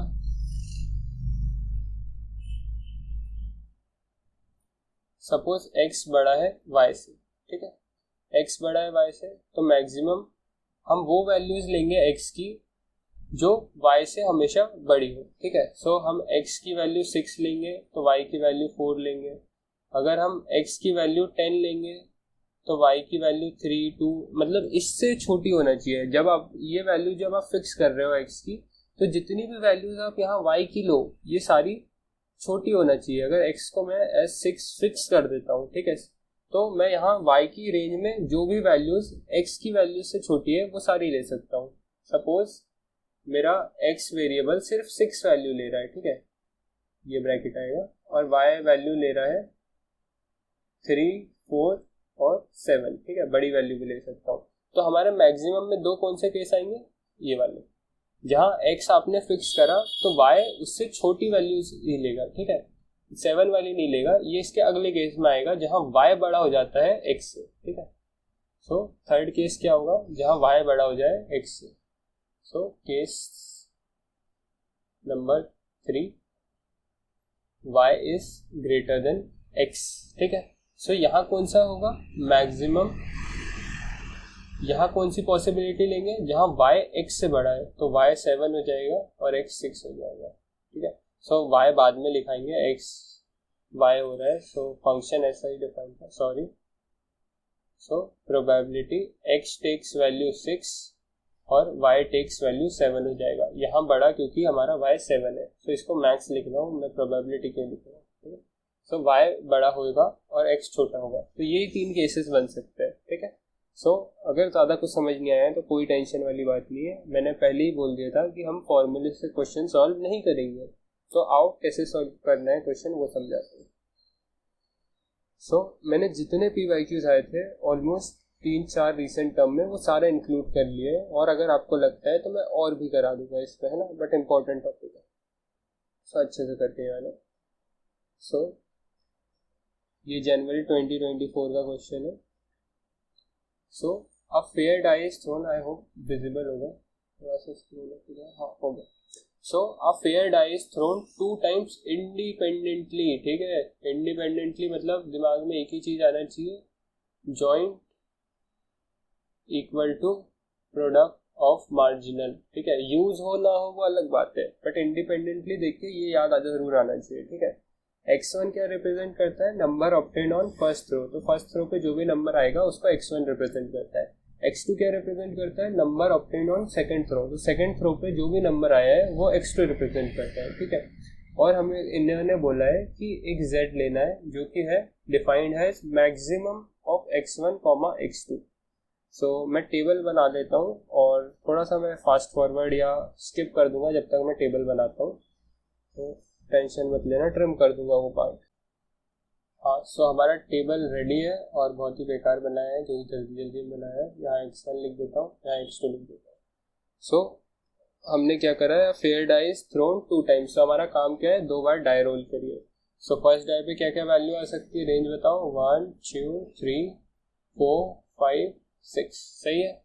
और सेकेंड डाई पे क्या क्या वैल्यू आ सकती है, अगेन 1, 2, 3, 4, 5, 6, ठीक है। और हमें निकालना है z equal to maximum of x1, x2, और हमसे फर्स्ट क्वेश्चन में पूछा है probability that z is less than equal to 3, ठीक है। सो इसका क्या मीनिंग है, z less than equal to 3, so minimum value क्या ले सकता है, सो ये होगा 1,1 मिनिमम, ठीक है। तो z इक्वल टू, मैं अगर ये केस डालता हूँ मैक्सिमम, x1 की वैल्यू भी 1 डालता हूँ और y1 की x2 की वैल्यू भी 1 डालता हूँ तो दोनों में से दोनों ही सेम है, तो मैक्सिमम मुझे 1 ही मिलेगा। सो जो सबसे कम वैल्यू ले सकता है हमारा ये function z equal to maximum of, वो हो सकता है 1। सो 1 क्या 3 से छोटा है? ऑब्वियसली छोटा है। तो probability x equal to 1 plus probability x equal to 2 plus probability x equal to 3, ये तीन हम कैलकुलेट कर सकते हैं। क्या कर सकते हो? 1 minus probability x equal to 4, probability x equal to 5, probability x equal to 6। तो दोनों तरीके से आप कर सकते हो, ठीक है। सो अब हमें केसेस बनाने पड़ेंगे। मैं अगेन बोल रहा हूँ, फॉर्मूले की कोई ज़रूरत नहीं है, बस आपको केसेस बनाने हैं, ठीक है। सो चलो केसेस बनाते हैं। सो फर्स्ट है हमारा probability x equal to 1। So x1 कब कब आ सकता है? जब मैक्सिमम वैल्यू 1 हो। सो मुझे तो एक जो दिख रहा है वो है 1,1। एक तो ये केस हो गया। अगर आप x या y में से किसी की भी वैल्यू 2 लोगे या 1 के ऊपर लोगे तो मैक्सिमम तो वही हो जाएगा ना। अगर मैं मैक्सिमम x की वैल्यू गलती से 1 के ऊपर ले लूँ तो फिर मैं y 1 भी लूँगा तो भी इसका मैक्सिमम वैल्यू 2 ही आएगा, सही है। सो एक ही ऑप्शन दिख रहा है मेरे को प्रोबेबिलिटी x इक्वल टू 1 के लिए, ठीक है। अब आते हैं प्रोबेबिलिटी x इक्वल टू 2 पे। सो x इक्वल टू 2 कहाँ कहाँ हो सकता है? तो अगर मैं x1 को 2 ले लूँ, तो अब हम 2 की बात कर रहे हैं, ठीक है। x1 को 2 ले लूँ और उसके साथ ये 1 ले लूँ तो भी 2 आ जाएगा, और x1 को भी 2 ले लूँ और y1 को भी 2 ले लूँ तो भी 2 आ जाएगा, या तो x2 को 2 ले लूँ और x1 को 1 ले लूँ तो भी 2 आ जाएगा, सही है। तो जो केसेस दिखाता हूँ मैं इसके कौन से बोले मैंने। सो प्रोबेबिलिटी x1 है वो टेक कर रहा है वैल्यू 1 और x2 जो है उसकी वैल्यू आ रही है 2, तो ये वाला है ये। सो x1 की वैल्यू है 1 और x2 की वैल्यू है 2। सो मैक्सिमम क्या होगा इसका? मैक्सिमम मतलब दोनों में से बड़ा वाला, ठीक है। सो मैक्सिमम हो जाएगा 2, सही है। दूसरा केस क्या है? प्रोबेबिलिटी x1 की जो वैल्यू है वो हो जाए 2 और जो x2 की वैल्यू है वो हो जाए 1, ये वाला।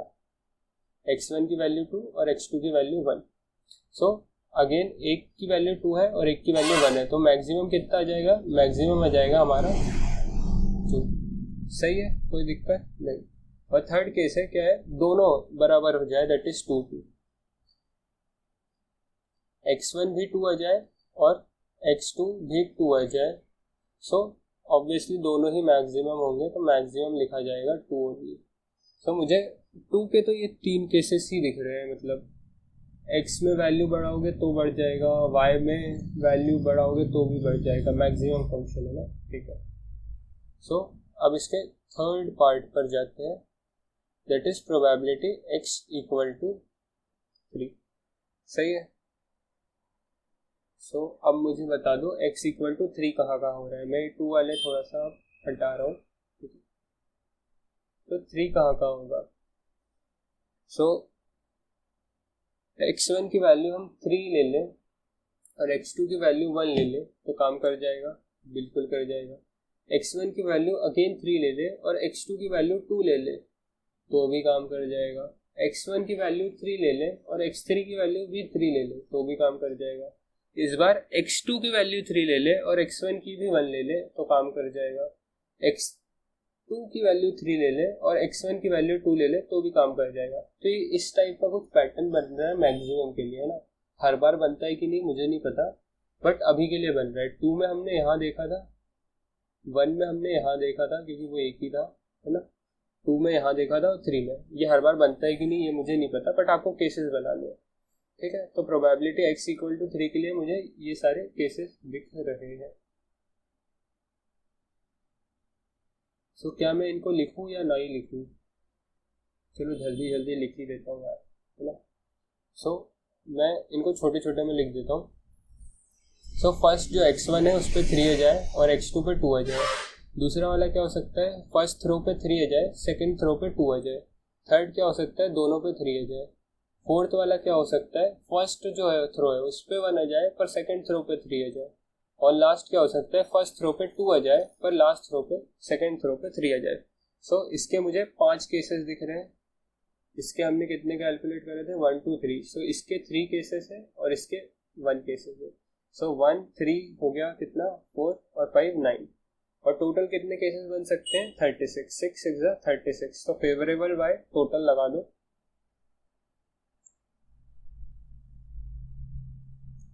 सो 9 केसेस है हमारे पास, 5 3 8 और 1 9 सही है, और टोटल 36 है। सो आंसर आ जाएगा 1/4। सो आई होप कोई प्रॉब्लम नहीं होगी इसमें। सो या इट्स 1/4 करेक्ट। सो अगेन मैं बता रहा हूँ, फॉर्मूला याद ही नहीं करना है, केसेस बनाने हैं। जो पूछा है आपको ये नहीं बता सकते कि इन दोनों में से कौन सी वैल्यू बड़ी है, बस वही तो बताना है, ठीक है। सो सेकंड, इसकी कैरीड ऑन क्वेश्चन में पूछा है, इसके सब क्वेश्चन में पूछा है प्रोबेबिलिटी z = 4, वो है a/36, ठीक है। अब हमें a की वैल्यू बताना है, मतलब प्रोबेबिलिटी z = 4 की आपको कैलकुलेट करना है, ठीक है। तो मैक्सिमम 4 कब कब हो सकता है, तो 4 के साथ 1 लोगे तो भी 4 आएगा, 4 के साथ 2 लोगे तो भी 4 आएगा, 4 के साथ 3 लोगे तो भी 4 आएगा, 4 के साथ 4 लोगे तो भी 4 आएगा, ठीक है। 1 के साथ 4 लोगे तो भी 4 आएगा, 2 के साथ 4 लोगे तो भी 4 आएगा, 3 के साथ 4 लोगे तो भी 4 आएगा। तो ये पैटर्न कुछ बन रहा है अच्छा सा, है ना, उसी का यूज कर रहा हूँ मैं भी। हर क्वेश्चन में बनेगा कि नहीं बना वो मुझे नहीं पता, ठीक है। सो कितने केसेस हैं, 1 2 3 4 5 6 7। तो 7 केसेस है out of 36, correct, favourable by total. So answer is 7, ठीक है। कोई प्रॉब्लम होनी तो नहीं चाहिए। सो ये एक और क्वेश्चन आया था, ये आया था सितंबर 2023 में। सो ये एग्जैक्ट क्वेश्चन मैच हुआ है, बस वहाँ पे यहाँ जनवरी में यहाँ z लिखा था और यहाँ x लिखा है। तो अगर आप ये क्वेश्चन सितंबर 2023 में करके गए होते तो आपको जनवरी का क्वेश्चन एग्जैक्ट मिल जाता। 2 dice are thrown independently, x1 represent number obtained on first throw, x2 represent number on second throw, और आपसे पूछा है probability x = 4। सो probability x = 4। सो अब बिना टेबल के मुझे केसेस बताओ। तो भैया फर्स्ट डाई पे 4 आ जाए और सेकंड पे 1 आ जाए, फर्स्ट पे 4 आ जाए सेकंड पे 2 आ जाए, थर्ड पे फर्स्ट डाई पे 4 आ जाए और सेकंड डाई पे 3 आ जाए, या तो दोनों पे 4 आ जाए। भैया 4 के साथ 5 क्यों नहीं ले रहे भाई, हम मैक्सिमम कर रहे हैं, ये याद रखना है ना। और जब मिनिमम रहेगा तो मिनिमम आएंगी दोनों की वैल्यू में से, ठीक है। तो 4 और 5 में से बड़ा कौन है, 4 और 5 में से बड़ा है 5, तो हमें 4,5 में 5 मिल जाएगा। तो ये मैक्सिमम 4 दे रहा है क्या, नहीं दे रहा, ठीक है। इसकी जगह अगर यहाँ मिनिमम लिखा रहता तो मिनिमम 4,5 में आपको ये मिलता, मिनिमम 4,5 लिखा रहता तो आपको मिनिमम मिलता 4, सही है। सो मैक्सिमम के क्वेश्चन आए हैं, अगर मिनिमम के आएंगे तो ऐसे ही कर लेना, ठीक है। और क्या क्या ऑप्शन बन सकते हैं भैया, 1 के साथ 4 ले लो, पहले थ्रो पे 1 आ जाए सेकंड में 4 आ जाए, फर्स्ट थ्रो पे 2 आ जाए सेकंड में 4 आ जाए, फर्स्ट पे 3 आ जाए सेकंड में 4 आ जाए, और 4 4 तो सेम ही है, दोनों पे आएंगे, ठीक है। तो ये 1 2 3 4 5 6 7, सो टोटल 7 केसेस है आउट ऑफ 36। सो मुझे कैलकुलेटर यूज कर लेने दो, एक सेकेंड।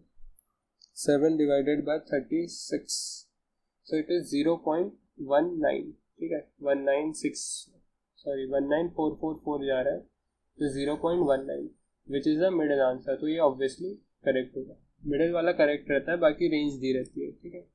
सो इसके आगे हमारे पास कुछ है क्या,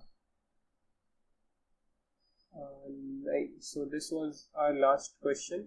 सो आई होप आपको सब कुछ समझ आया होगा। जहाँ भी कोई भी प्रॉब्लम हो तो आप क्वेश्चन में पूछ लेना, और इसके बाद हम एक्टिविटी भी सॉल्व करेंगे, तो आपके डाउट और भी क्लियर होते जाएंगे, ठीक है। So thank you for watching, I want to say you thank you, good bye, take care.